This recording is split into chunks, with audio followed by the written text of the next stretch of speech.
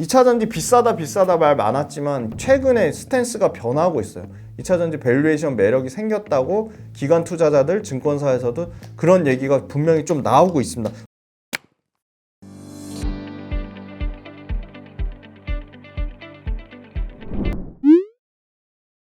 네, 안녕하세요. 김지윤의 훈훈한 주식입니다. 오늘은 2월 28일 수요일입니다. 네, 장 끝나고 감사한 마음으로, 기쁜 마음으로 영상을 찍으러 왔는데요. 네, 오늘은 한 번도 안 다뤄드렸던 종목을 한번 말씀드려 보려고 하고요. 그리고 역시나 그 김지윤의 훈훈한 주식에 나왔던 종목들 전체적으로 수익률 체크 한번 해드리고, 그리고 최근에 조금 2차전지가 물론 종목별로 철저하게 차별화되고 있지만 바닥권으로 올라오는 모습이 있어서 2차전지 종목도 한 종목 정도 최근에 2차전지 관련돼서 기술 트렌드의 변화에 따른 부분에 대해서 좀 설명을 드리고, 네, 기업분석 훈련소에 소개해드린 기업들의 수익률 체크 시간인데요. 네, 28일 새벽 기준입니다. 그래서 실제 값은 27일 종가고요. 네, 27일 종가고요. 27일 종가니까 오늘 28일 종가 반영하면 수익률 차이가 또 당연히 달라집니다.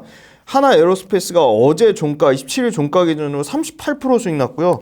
계속 말씀드린 HD 현대 일렉트릭이 61% 수익 났고요. 알테오젠, 네, 제약바이오 쪽에 완전 넘사벽으로 지금 신고가 영역에 알테오젠 72% 수익 났고요. 1월달 대비해서 엔캠, 네, 여전히 300% 가까이 수익이 났습니다. 그리고 HPSP가 24% 수익 났고요. 상대적으로 계속 부진한 거 두산 로보틱스, 네, 저는 좀 두산 로보틱스 회사 자체 펀더멘탈에는 전혀 문제가 없다고 보고 있습니다. 주가만 좀 많이 빠진 상황이라고 보고 있어서 32% 정도 빠졌고요.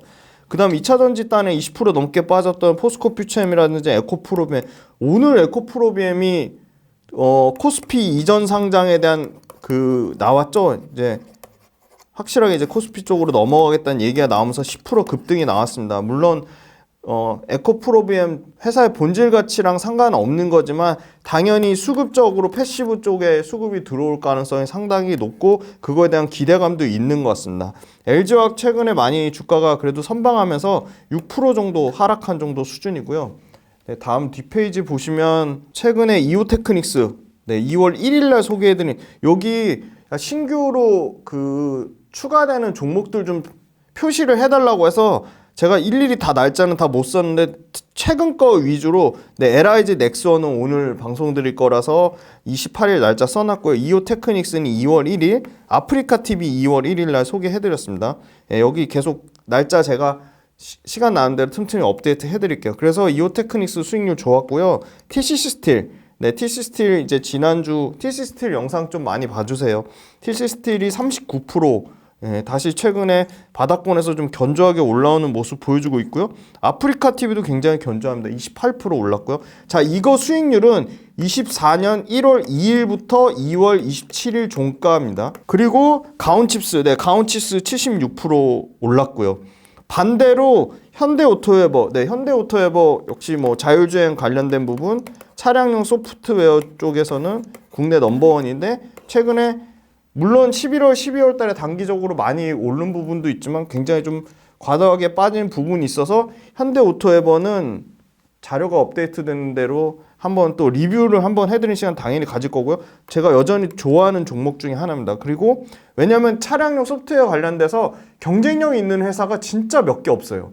그거는 굉장히 투자 아이디어의 심플함을 가져갈 수 있습니다. 달리 말하면 차량용 소프트웨어 쪽 볼만한 회사 현대오토에버랑 지지난달에 1월달에 소개해드렸을 거예요. 텔레칩스 정도가 진짜 눈여겨봐야 될 회사고 나머지는 경쟁력 있는 회사가 크게 상당히 없어요. 아니면 비상장 회사거나. 그리고 네, 이수페타시스가 최근에 다시 주가가 부진했다가 올라오고 있어요. 오늘 3만원 이상, 3만원, 오늘 7% 이상 급등 나오면서 아마 플러스 수익률로 전환될 건데 이수페타시스 계속 업데이트 해드릴 거예요. 저는 한미반도체보다 너무 밸류에이션이 낮다고 좀 평가가 됩니다.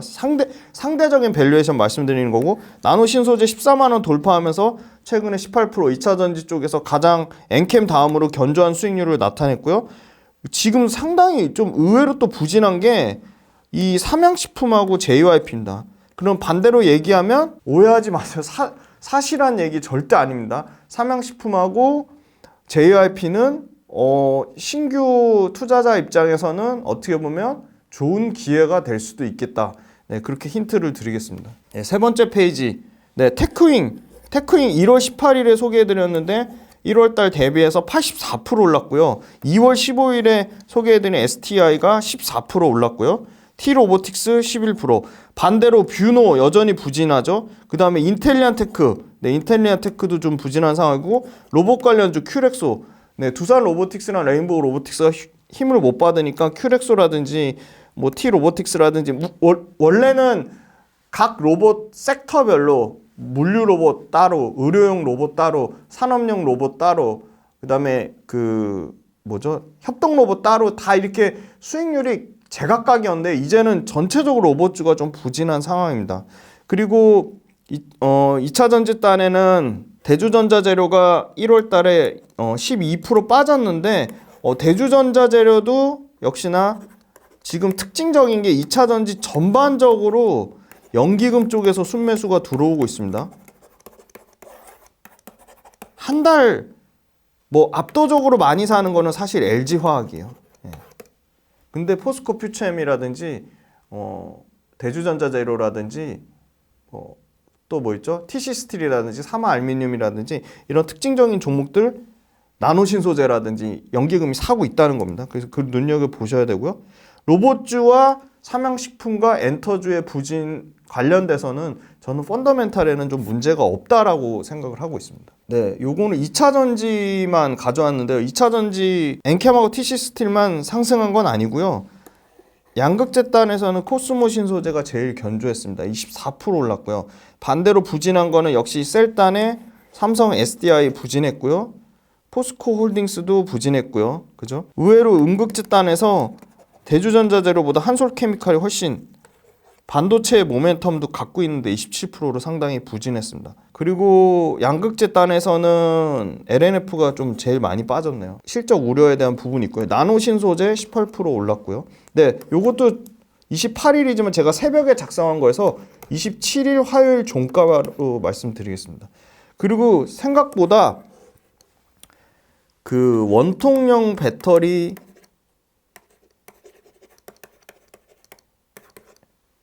관련된 수혜주, 네.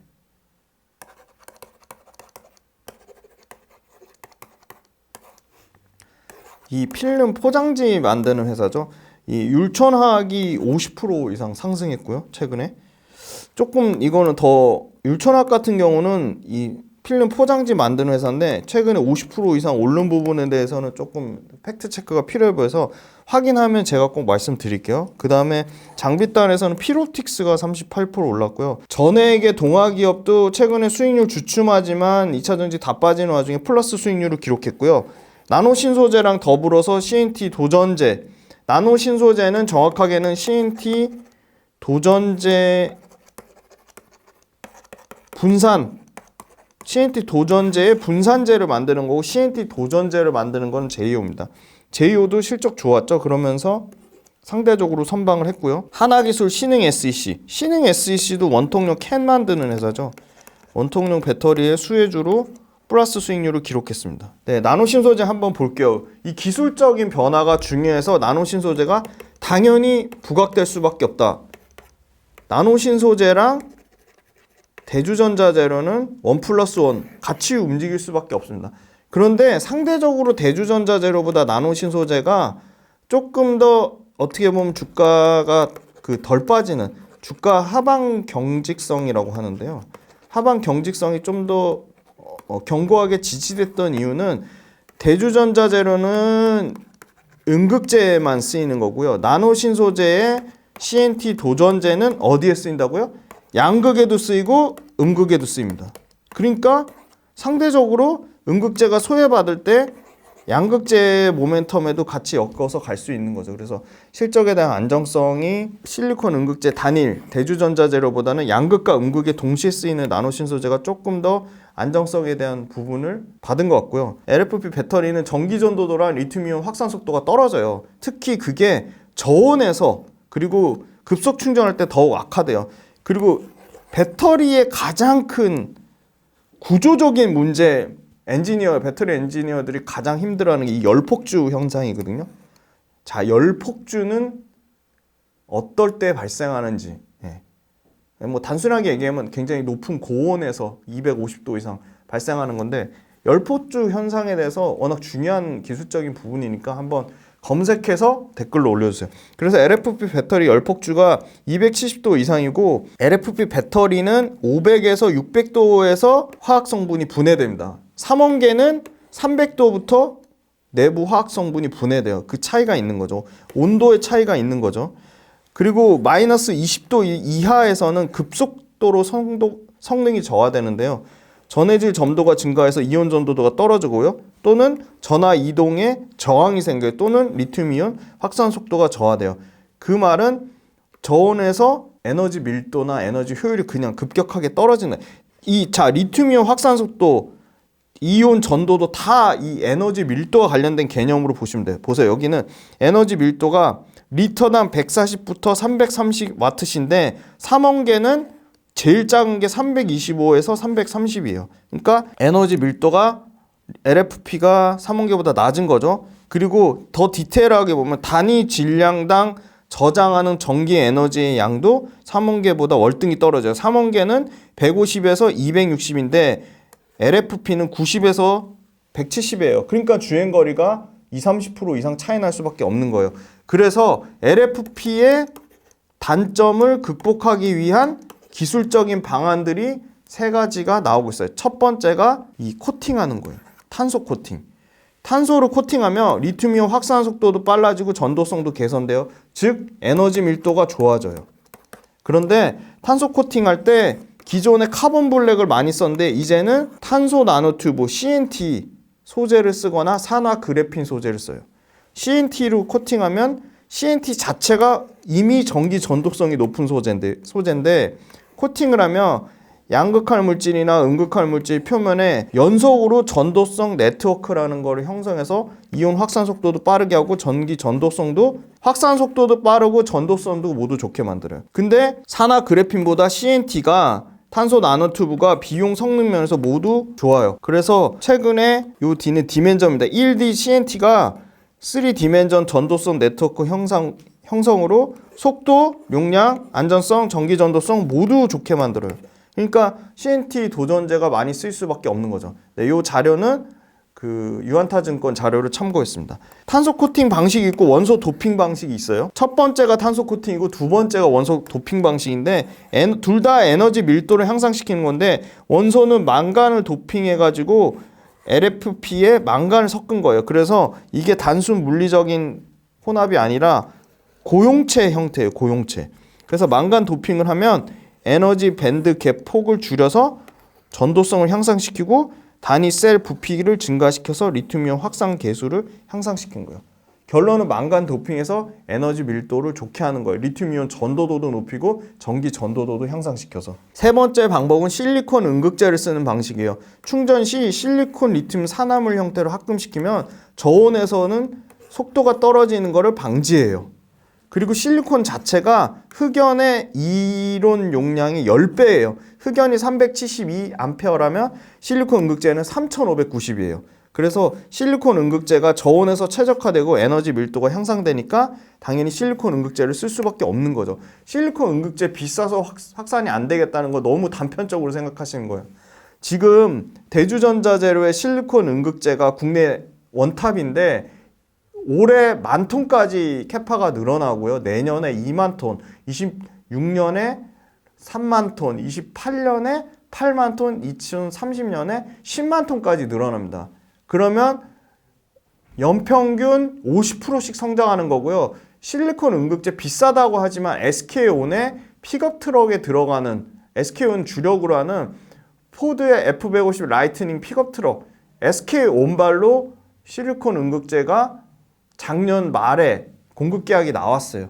그래서 지금 이제 대기하고 있는 회사들 BMW라든지 볼보라든지 다양한 회사들이 실리콘 음극재 적용을 확대할 것으로 보여요. 차종도 늘어나고 적용하려는 완성차 업체도 늘어날 것으로 보입니다.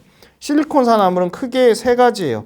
실리콘 카바이드 복합체, 실리콘 산화물, 실리콘 마그네슘 합금 세 가지인데 실리콘 산화물 방식이 1500mAh로 이론 용량도 월등히 좋고 안정성도 월등해요. 다만 실리콘만 독자적으로 쓰면 충방전할 때 구조적으로 붕괴하는 위험이 있기 때문에 혼합하는 거죠. 그런데 에너지 밀도 효율을 높이려면 최소한 중량이 10웨이트% 정도 이상이 돼야지 에너지 밀도 상승 효과가 크다는 거예요. 지금은 어느 정도 섞죠? 3에서 5% 넘어가는 단계고요. 내년이면 7%, 내후년 25년이면 26년 정도 되면 10% 이상 섞을 것으로 예상이 돼요. 적은 양의 표면적을 넓혀서 함량을 높이는 실리콘 나노화 기술을 핵심, 이 실리콘 응급제 핵심 기술을 보고 있어요. 전체 글로벌 CNT 이 탄소 나노튜브 수요는 5,000톤에서 2030년에 7만 톤 이상으로 전 세계 글로벌 CNT 나노튜브 탄소 나노튜브 소재 자체도 연평균 30% 이상 성장하고요. 이 CNT 탄소 나노튜브 CNT 도전제는 나노 신소재만 하는 게 아니에요. 이미 LG화학이 먼저 하고 있는데 연간 600톤이고요. 금호석유화학이 후발주자로 뛰어들었지만 현재는 120톤인데 360톤까지 확대하고요. 나노신소재 4분기에 매출 잘 나왔어요. 생각보다 완전 선방한 거죠. 매출 28% 늘어난 240억 기록했고요. 영업이익 20% 늘어난 45억 기록했고 마진이 19% 나왔는데 이 탄소 나노튜브 마진은 CNT 도전제는 20%가 넘어요. 그런데 반도체나 디스플레이 소재 쪽에서 부진했는데 그거조차도 작년 하반기를 기점으로 정상화되고 있고요. 역시나 기대하는 거는 CNT 도전제가 얼마나 캐파가 확장될 거냐. 올해 당장 2분기에 미국, 폴란드 둘 다 본격 양산되고요. 25년에는 기존 미국, 폴란드 외에 다른 기타 유럽이랑 일본 해외 공장까지 양산이 커질 것이라고 보고 있어서 24년도와 24년 모두 100% 이상 양적 성장하는 해가 될 거다. LFP 이 CNT 분산제가 싱글월 단일벽이 있고 멀티월 다중벽이 있고 더블월 DW 이중벽이 있는데 이 다중벽 CNT 분산은 중국 시나노라는 회사 중국 기업들이 다 싹쓸이 하고 있는데 지금 여기 CATL 모델 3 하이랜드가 테슬라인데 아마 테슬라 이 모델 3 하이랜드 들어갈 배터리로 예상되는 게 CATL인데 CATL 지금 그 6나노급은 일본의 토요칼라 경쟁사가 독점하고 있는데 3나노 이하는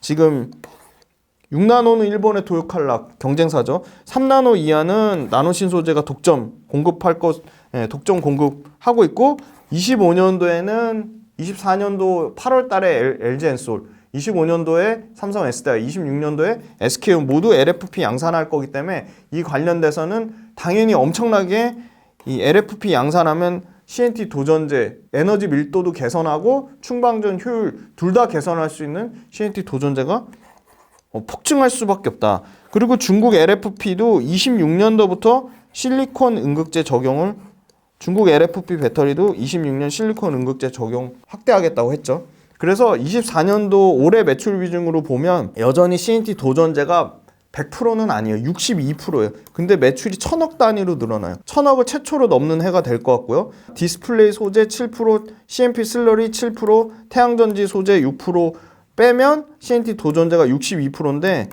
대략 내년에 예상하는 거는 매출이 100%씩 늘어나기 때문에 1100억대에서 내년에 2600억대 예상하거든요.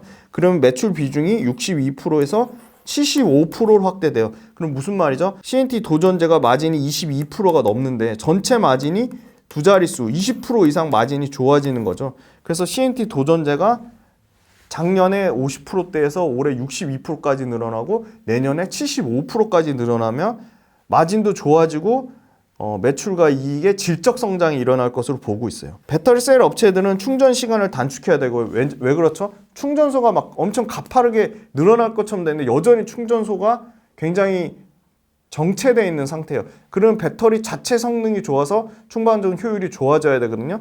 그러면 충반전 효율 좋아지려면 당연히 CNT 도전제랑 실리콘 응급제를 써야 됩니다. 그래서 25년도에 프리미엄 전기차 실리콘 응급제 적용 본격화되려면 당연히 올해부터 실리콘 응급제가 미리 먼저 선점해서 들어가야 됩니다. 그래서 예상하는 거는 지금 3종 정도의 차종이라면 올해 최소한 7종에서 8종으로 차종 늘어날 거고요. 실리콘 음극재 소재는 올해 2분기부터 본격적으로 확산될 거다. 실리콘 음극재 자체적으로 전자 이동성을 높이고 입자 팽창을 안전하기 위해서는 선택의 여지가 없다. CNT 도전제 사용은 반드시 필수적이다. 그리고 이 음극재용, 수계분산 음극재용 CNT 도전제는 가장 기술 난이도가 높기 때문에 현재로서는 양산 가능한 업체가 국내에는 없습니다. 그래서 CNT 음극재용 도전제는 나노신 소재가 독점이다. CNT 요 개념, 구리 다이아몬드랑 열전도율은 동일할 정도로 우수하고 강도는 철강의 10배의 소재고요. 이 도전제라는 뜻은 양극재, 음극재, 집전체 사이에 전자의 이동을 촉진하는 소재입니다. 개념을 꼭 알아두시고요. 전자의 이동을 촉진하고요. 리튬 이온의 전도도를 높여서 충방전 효율을 증가시키는 소재고요.